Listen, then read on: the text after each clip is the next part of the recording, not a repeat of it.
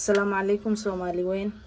geedan aad u jeedaan waa sanitizer ama geedii oo gacnaha la iskaga dhaqaayay geedan halis badan ay leedahay aysan dadka fahansaneen halistaas oo bal fiiriya hadda waxa aan sameeynayo waa amountiga ama qiyaasta inta ugu badan aan isticmaalna aan gacanteena gelino waa intaas waa u jeedaan waxaan aan hayo waa taraq ii qabo waxa aan sameeynayo fiiriya marka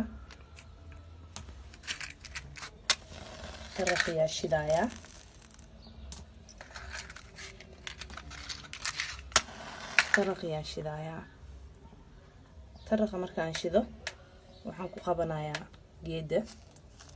oo ujeedaan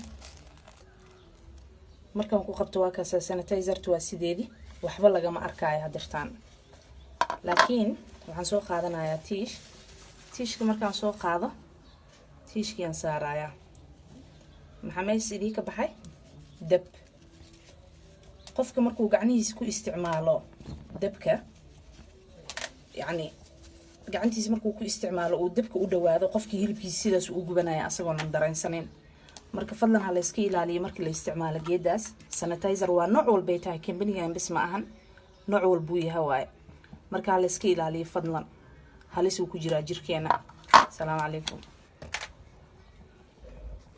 Imagine هذا